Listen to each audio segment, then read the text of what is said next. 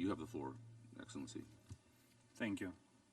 Excellencies, colleagues, ladies and gentlemen, I'm grateful to 45 countries that helped make this event happen, as well as to everyone who joined us in person or online today. This event is a wake-up call.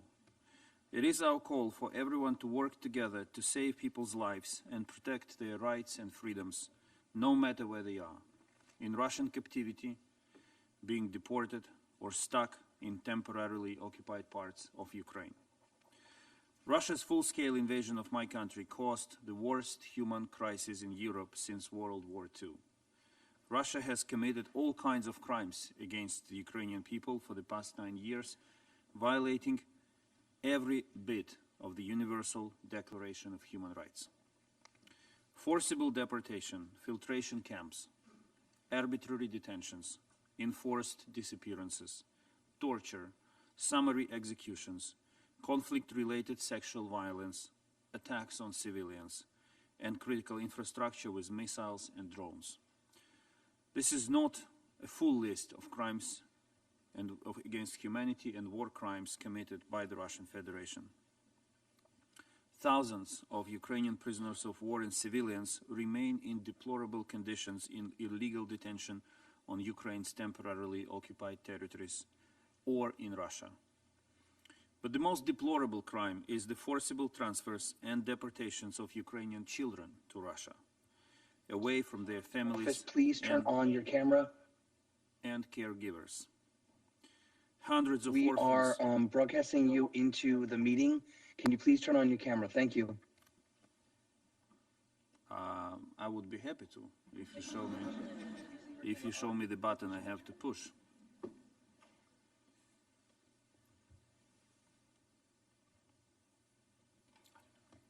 Okay, I hope it worked, whoever you are. Hundreds of orphans and children without parental care were given to Russian families and for adoption, and this is what First Lady of Ukraine has just spoke about. 16,000. A recent report by Yale School of Public Health Humanitarian Research Lab uncovers a petrifying system of camps and facilities used by Russia to deport Ukrainian children with the aim of making Russians out of them. According to the report's findings, this network includes at least 43 facilities that stretch from one end of Russia to the other.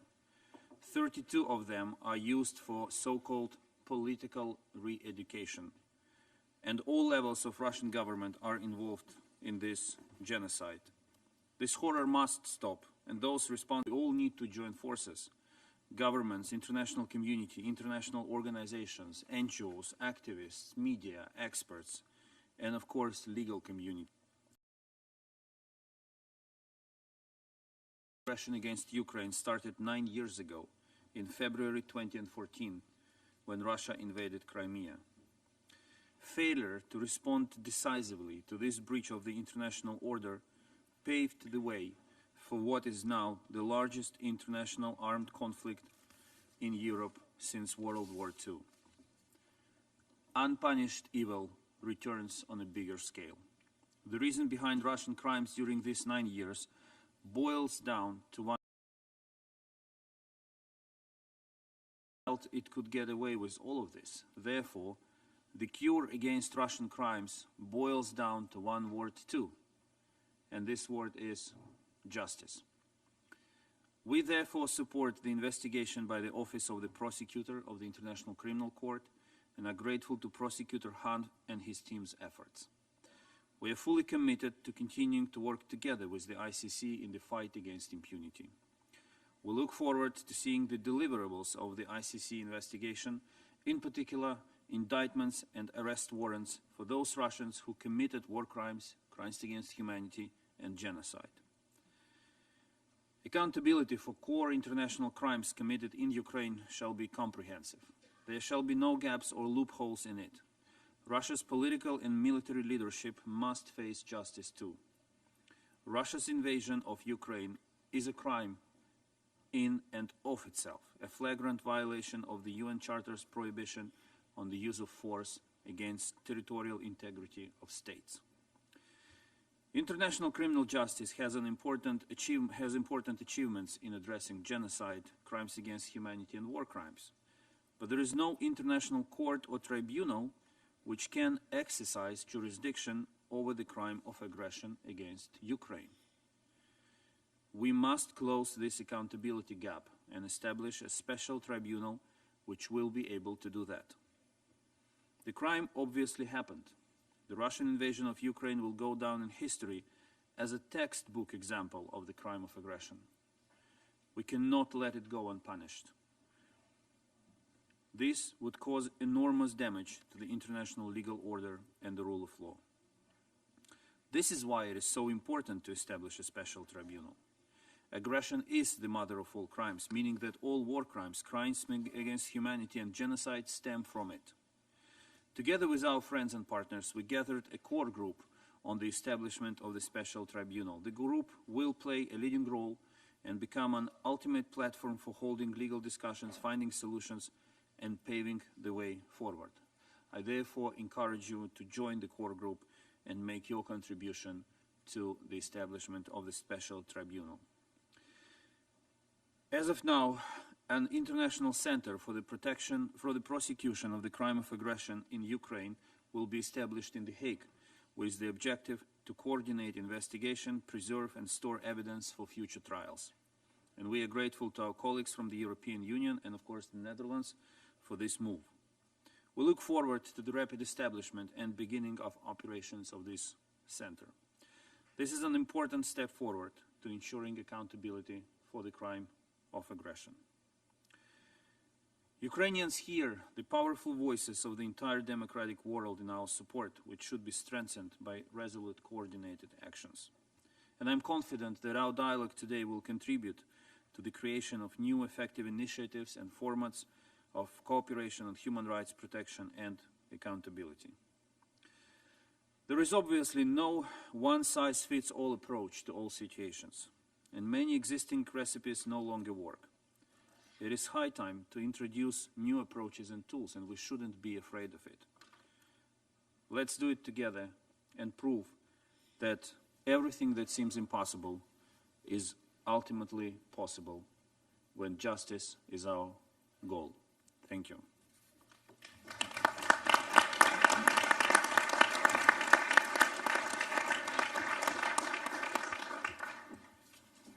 We will now hear from the Foreign Minister Hoekstra of the Netherlands. Your Excellency, you have the floor. Thank you, Chair, and ladies and gentlemen, I cannot get the image out of my head. The conversation I had with Sasha, a 12-year-old boy who has seen more misery in his life than we probably ever see in ours. He told me how his eye had been injured during a Russian missile attack, and how he had been captured by Russian forces, separated from his mother, and told that he had been adopted by Russians because he had no parents. And it was only thanks to the perseverance of his grandmother that he was able to escape the dark fate that had befallen on thousands of Ukrainian children. And I have to say that it truly grieves me how these children are being ripped away from their families, their culture and their heritage. And how Russia is actually trying to eradicate the Ukrainian identity by targeting the most vulnerable. Ladies and gentlemen, 1 year after Russia began its unworded, unprovoked and illegal war in Ukraine, the crimes are simply piling up. Child abductions, sexual violence and torture. The shelling of schools, hospitals and houses, and the destruction of basically entire neighborhoods. This has to stop. And yes, eventually we all want peace, but the only way to bring about peace is by not tolerating this aggression. And as we look ahead towards a future peace, we must also look back to the flagrant violations of international law, atrocities we simply cannot ignore. And that is why the Netherlands is taking a leading role in ensuring justice is being done for the people of Ukraine in line with President Zelensky's peace formula. We are working to achieve full accountability for international crimes committed in Ukraine. Accountability that puts survivors' needs front and center, with a watertight judicial process that ensures that Russia doesn't get away with such crimes. And it is to this end we're supporting the quest for accountability. We're doing this bilaterally with Ukraine, via international coordination and investigative mechanisms, and of course via the ICC. And for this quest to succeed, we also need watertight evidence. And that is why the Netherlands is sending another 2 forensic investigation missions to Ukraine. And I would like to invite all state parties to the Rome Statute present here today to contribute to this effort and basically to do the same. As I've said, nobody should get away with crimes like these. And therefore we strongly support the establishment of the International Center for the Prosecution of the Crime of Aggression. This center, to be located in The Hague, will collect evidence that can be used to eventually try Russian leadership. And the Netherlands will host a register of damaged claims arising from Russia's aggression. And we will soon be launching a dialogue group to facilitate the coordination of accountability initiatives together with Ukraine, the EU and the ICC. And here as well, I would like to invite all of you to join and support these accountability initiatives. Dear friends, we must do all we can to prevent further injustice. And by doing everything in our power to return children like Sasha to their country, to their parents, and to their loved ones.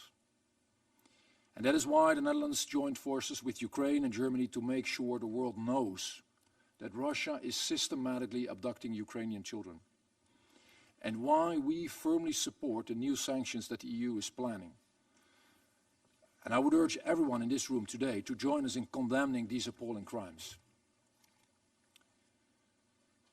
Ladies and gentlemen, Sasha's grandmother traveled through Poland, Lithuania, Latvia and Russia, and then into Russian-occupied eastern Ukraine to get her grandson back.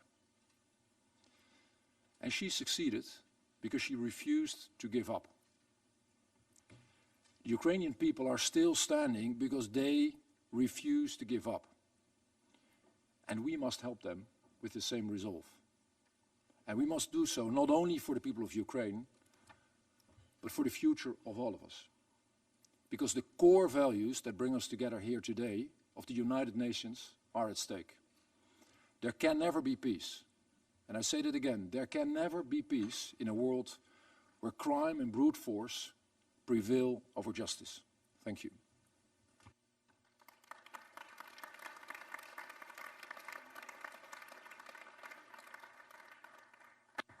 Thank you, Excellency. Now we will hear from Foreign Minister Rainsula from Estonia. Your Excellency, you have the floor. Yes, thank you. Excellencies, guests, dear Dmitro, I deliver on behalf of the horrendous year in Russia's war of aggression, deaths and destruction. 1.6 million Ukrainians have been forcibly taken to Russia. We have witnessed images and reports of indiscriminate killings of civilians, as well as unlawful attacks on civilian infrastructure, sexual and gender-based violence, and shocking reports of abductions of children. Such actions are unacceptable and constitute a violation of international with the same. Today we will have the opportunity to hear first-hand testimonies from survivors and experts. In the eyes of the public, the credibility of our institutions, including the UN, to ensure that all perpetrators are held to full account for the egregious violations of international law still playing out before us, and to defend the rights of victims and survivors. Reports of conflict-related sexual violence in Ukraine, targeted most frequently at women and girls, are of particular concern. Conflict-related sexual violence, including rape, used as a tactic of war, is a blatant violation and abuse of international humanitarian law and international human rights law, and it can constitute a war crime and crimes against humanity. It must be met with effective accountability measures. In this regard, we welcome the cooperation between the government of Ukraine and the Office of the Special Representative for Sexual Violence in Conflict, and we commend the important work of civil society organizations.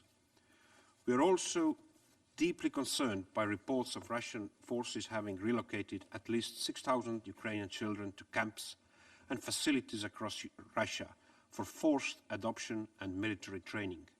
Such actions are in clear violation of international humanitarian law and international human rights law and may constitute war crimes and crimes against humanity. We must continue to defend the human rights of every child, and we welcome today's discussion on this particular issue. Fighting impunity must be at the core of our international response. We commend all efforts to ensure accountability, in particular the opening of an investigation by the prosecutor of the ICC. Additionally, the establishment of the Independent International Commission of Inquiry on Ukraine, the OSCE Moscow mechanism, what an irony of name, the UN Human Rights Monitoring Mission, and the creation of an international center for the prosecution of the crime of aggression are important contributions to the quest for justice. The group of friends also highlights the important efforts of all other actors who contribute to accountability efforts for Ukraine, including national investigators and civil society actors collecting and preserving evidence. While we wait for the ongoing legal processes, which will take time, we cannot ignore the independent reports and testimonies we have in front of us. Ukrainian authorities have prosecuted and tried more than 20 people for war crimes. The Independent International Commission of Inquiry on Ukraine has found reasonable grounds to conclude that an array of war crimes and violations of human rights and international humanitarian law have been committed in Ukraine. The experts of the OSCE Moscow mechanism concluded that international humanitarian law and international human rights law has been extensively violated in the conflict in Ukraine. The mission also concluded that some of these violations were likely to amount to war crimes and crimes against humanity. The OHCHR monitoring mission has documented violations of international humanitarian law and international human rights law, such as unlawful killings, including summary executions of civilians in more than 30 settlements in Kyiv, Chernihiv, Kharkiv and Sumy region. The numbers from the latest report published yesterday are devastating, highlighting that the human cost of the war in Ukraine has left at least 8,000 civilians dead and more than 13,000 injured over the past 12 months. Today we will hear first-hand testimonies that the international community can't ignore. We need to continue to call out violations and condemn what is taking place. We recall the order on provisional measures by the International Court of Justice of 16th March last year that Russia shall immediately suspend the military operations that it commenced on 24 February last year in the territory of Ukraine. The principal judicial organ of the United Nations has stated it clearly. We call on Russia to comply, to stop the war. It must show that. Thank you, Your Excellency. Now we will give the floor to Foreign Minister Flores of Guatemala. Your Excellency, you have the floor. Thank you, Ambassador Harper, for giving me the floor. Victory for human rights, justice for Ukraine, and accountability. That is the reason that we are here, dear friends and excellencies. This is the moment that we need to strongly condemn the unjustified and unprovoked aggression by the Russian Federation against the territorial integrity and the population of Ukraine. These actions constitute a flagrant violation of the United States Nations Charter. We are extremely concerned what is happening today, but we represent the voice of the ones that doesn't have a voice today. The numbers that we're going to hear today can be not tolerated. It is admissible and we should reprehend it. For the reason that we are here together to prevail on peace, the UN General Assembly has recognized that Russia must be held accountable for the violations of the international law, international humanitarian law, and human rights. We are going to appeal today to all of you that we can come together with conclusions that can be able to allow us to bring Russia accountable for what is happening. We are very concerned about the increase of the numbers that we have of people that need human aid and rights that we need to be able to provide. Throughout this year, the intensive hostilities by Russia has caused destruction, deaths, and grievances to the civilians, and including women and children, forced to evacuate their homes. As a result, Ukrainians are without access to food, drinking water, medical assistance, and basic services. Ladies and gentlemen, dear friends, it is extremely alarming that Russian military operations have not ceased, including the increase of launchings of different types of missiles against civilian population, frankly violating the international law, international humanitarian law, including threats of a possible use of nuclear weapons. The President of the Republic of Guatemala, Dr. Alejandro Yamatei Faye, and myself witnessed firsthand the atrocities caused by this aggression. During our visit to Ukraine last year, the scene was devastating. That is why today I call to the international community that we need to be able to work together to achieve peace and make the necessary commitments to prevent the armed clashes between the nations through dialogue, negotiation, and peace means provided by the international law. As a result, my country, Guatemala, co-facilitated the resolution adopted last 14th of November that requested the creation of an international register of damages against Ukraine. Guatemala also co-sponsored the resolution 49-1 of the Human Rights Council, which established the International Independent Commission of Inquiry to investigate the violations stemming from the Russian aggression against Ukraine. We have also supported all initiatives to seek the creation of a special tribunal for the crimes committed of this aggression. At this time, we need to raise the voice to end this conflict. Guatemala joins the call for a ceasefire to the end hostilities against civilians in Ukraine. Guatemala, as a state that respectfully continue to respect international law and is very proud of the peace vocation that we have, calls for diplomacy to be able to be prevented and integrated. Today, raise the voice for the ones that are needed. And the voices is theirs. No more life needs to be lost. No more civilians needs to be wounded. No more mothers needs to be able to suffer for the loss of their children. Accountability, victory for human rights is needed. Slava Ukraini.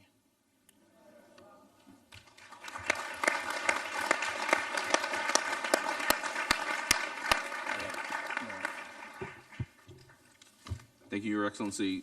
Now we will turn the floor over to the Minister Jolly of Canada, Foreign Minister of Canada. Your Excellency, you have accounts of some of the consequences of Russia's aggression against Ukraine. Il y a un an, une invasion à grande échelle d'un voisin souverain semblait inimaginable, mais pour les Ukrainiens, c'est devenu leur réalité. Today, Ukrainians are not only defending their country from the evil of Putin and his enablers. They are defending their rights, the principles of the UN Charter, and the values of freedom and democracy that so many of us hold dear. There's no option but victory for Ukraine. Canada will be there to support Ukraine's fight for freedom for as long as it takes. And once they win, we will help them to recover. Last week, I was in Ukraine to reaffirm just that. I met with courageous and resilient Ukrainians from all walks of life who are passionate about rebuilding Ukraine once they are victorious. In our conversation, it was clear. For reconstruction to be inclusive and enduring, it must address both the physical and invisible impacts of Putin's war on men, women, and children, victims of the war. And so we must tackle the psychological marks of the war with the same seriousness and urgency as the physical scars. To heal the trauma that has been inflicted on the population, we must support survivors in seeking justice. This pursuit of accountability will be essential to achieving lasting peace in Ukraine. The efforts Ukrainians are making to provide relief to their fellow citizens, even as the war rages, is inspiring in a world awash in too much suffering. It drove home for me the need for the international community, of all of us, to continue helping Ukraine. Let me be clear. Russia's war on Ukraine is unjustifiable. It is illegal. Russian forces have committed and continue to commit indiscriminate and appalling acts across Ukraine. They have destroyed entire cities, targeted hospitals and playgrounds. In an act of incredible horror, they have ripped children away from their homes. They have taken the lives of too many families. In Ukraine, I met with the Prosecutor General to discuss his work to gather evidence and prosecute those responsible for crimes linked to the war, including conflict-related sexual violence. He is dealing, as we speak, with some 60,000 cases, and this number climbs with each passing day. The details included in each are horrific. Yet those figures do not provide a full picture of the widespread human suffering occurring each of the 363 days of Putin's war. For every individual who is willing to tell their story, many others go unreported due to the stigma and feelings of shame, as mentioned by First Lady Zelenska a bit earlier. And I also met with Ukrainian police officers, psychologists, prosecutors, and investigators who are working to investigate and prosecute these crimes while supporting survivors of this violence. And Canada will continue to support them. Those responsible for this suffering will answer for their crimes. They will be met with the full force of the law. Canada welcomes Ukraine's case against Russia at the International Court of Justice, and we continue to support the International Criminal Court's efforts in Ukraine. We have also joined the core group launched by Ukraine, my friend Dmitro, in examining the proposal to establish a special tribunal on the crime of aggression, a crime which may not fall within the scope of existing institutions. Together, we will leave no stone unturned as we identify the most effective ways to hold Russia accountable for its crime of aggression. This is also aimed at deterring others who are watching us, considering if they could ever challenge the rules. The emergency session of the General Assembly will meet today and vote tomorrow on a resolution on UN Charter principles underlying a comprehensive, just and lasting peace in Ukraine. Je sais que les Ukrainiens comptent sur le soutien de la communauté internationale pour les aider à parvenir à la paix. And Canada calls on all member states to support the resolution and, through it, to continue supporting the principles of the UN Charter and the people.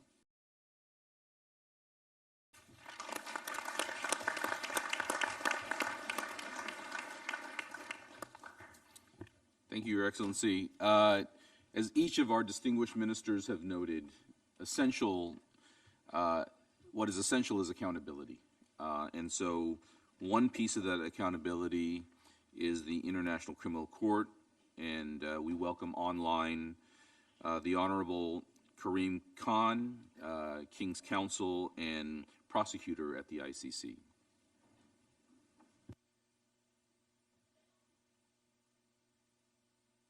Distinguished foreign ministers, ladies and gentlemen, it's really a somber moment, and it's an awful and unwanted necessity to be assembled together today. As has been said by the distinguished speakers already, as is known in the world that have seen the pictures really about left behind because shells were falling.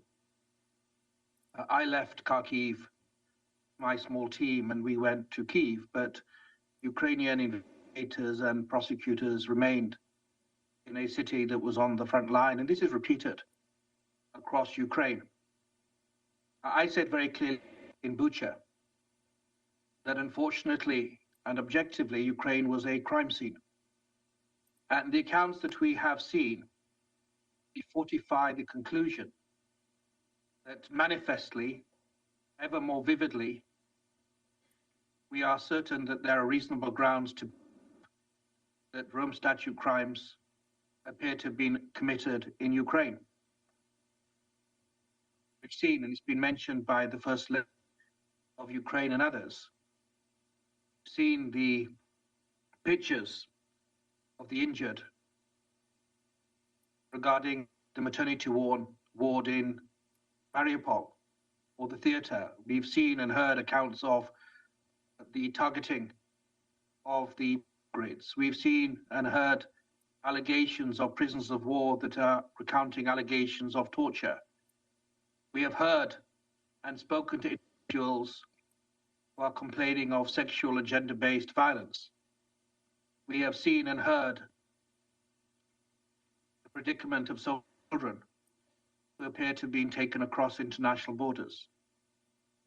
And our joint responsibility is to make sure the law is on the front lines.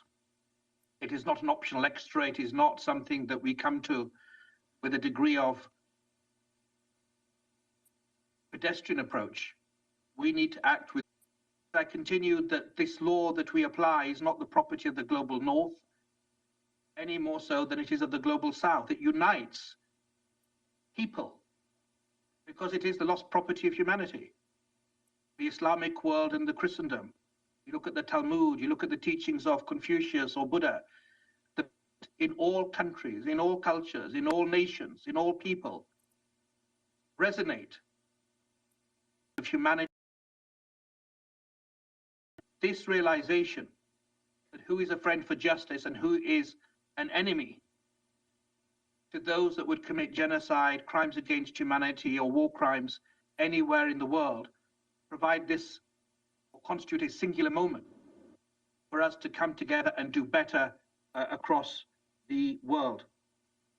We've tried to show that dynamism in a number of situations. In Libya last year, we applied for new warrants. We've tried to increase our field presence, not only in Kyiv, or in Cox's Bazar, or in Caracas and in other parts of the world. We're trying to move forward with confirmation hearings in Joseph Kony case, to move forward. And if we seize this moment of opportunity, if we realize with greater acuteness, the law is not something that can be taken and left. It's not part of an a la carte menu that we can choose what we want.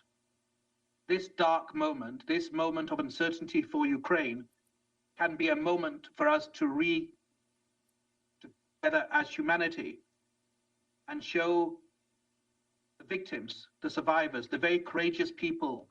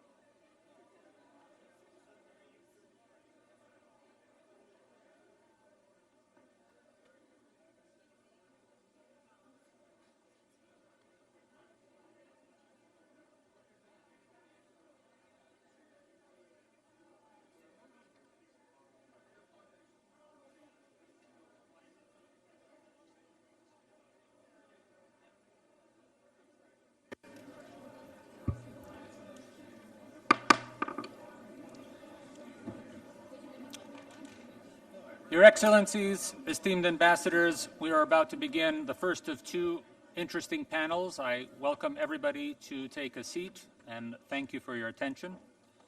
Once again, Your Eminences, Your Excellencies, esteemed ambassadors, distinguished government officials, and our honored guests. This will be the first of two panel discussions with witnesses. This one is entitled "The Violations of the Rights of Prisoners of War."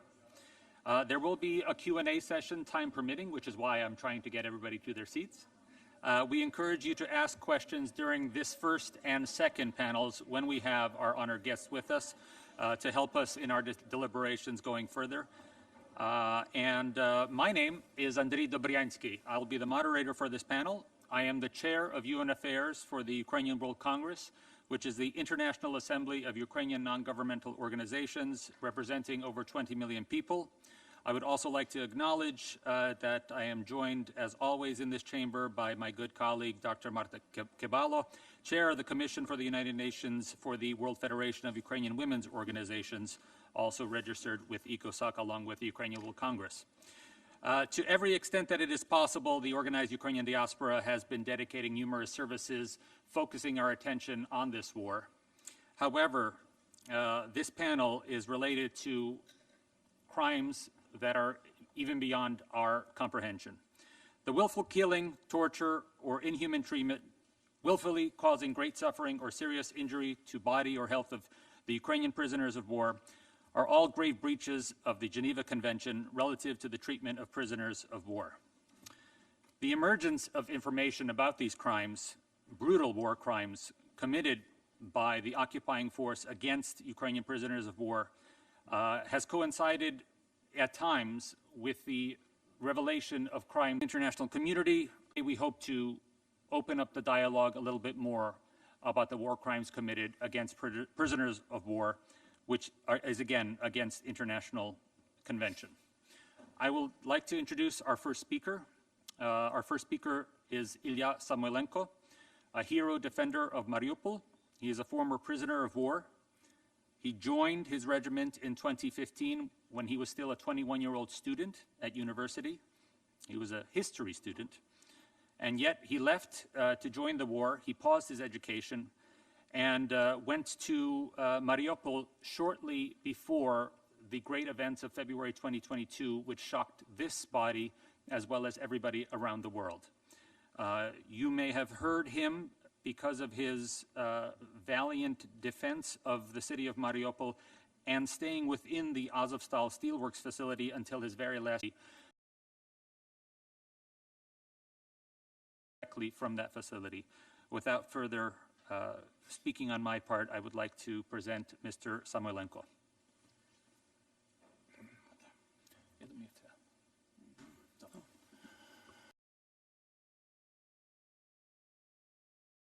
Big honor and somehow pleasure to be a participant of great meetings of this level. First of all, I want to start just from the little beginning, from the story, like to let you know a bit better about what we're doing, who I am. I'm a deputy commander of the National Guard's Ukraine Brigade, Azov. Yeah. Our unit was defending Mariupol alongside with other neighboring units for 86 days. We've been fighting against overwhelming enemy firepower, enemy aircrafts, enemy personnel, armored units. They've been overpassing us in all accounts, but not in all. Actually, they were never as motivated and as dedicated as we are. And right now, like, a lot of Ukrainians are forced to be soldiers, forced to be on the front lines. They never chose this path. They never wanted to be soldiers. And 1 year ago, a lot of hundreds of thousands of people in Ukraine would not just imagine that during these days, they might be soldiers. When the battle has started, as formally said, there's no turning back. And we've been fighting 86 days in total isolation, in encirclement, and to the nearest forces of Ukrainian army, it was almost 100 kilometers. But this story is not about combat actions, yeah, but it's mostly about the human rights and humanitarian questions. But my opinion and my point of view as a military person, that's the solution to the humanitarian problems. It lies on the battlefield. I will not tie the blanket too much on the combat aspects, yeah, because it's for the other types of meetings. But we heard a lot of words today about the Russian atrocities that they've been doing to the civilians, about mass graves, about rape, plunder, about deporting of children, about deporting of regular civilians, about filtration camps that are also seen, about inmates in captivity, the prisoners of war who also treated far from ideal, I might say. And these are just the top of the iceberg. These are just the things that we can investigate. These are just the things that are unveiled, uncovered, because we are recapturing our territories. Regarding the Izum, Liman, Kharkiv region, regarding the Kherson region on the south of Ukraine, you should know that without liberation of Ukrainian territories, 80%, maybe much more percent of their atrocities and crimes will still be uncovered, undiscovered, unveiled, and uninvestigated. And we cannot allow that. We cannot allow that to happen. For the last year, Ukraine, we became a spearhead of the world fight against the tyranny, against the oppression, against the collective evil. Yeah, and the world somehow right now is united and somehow is separated between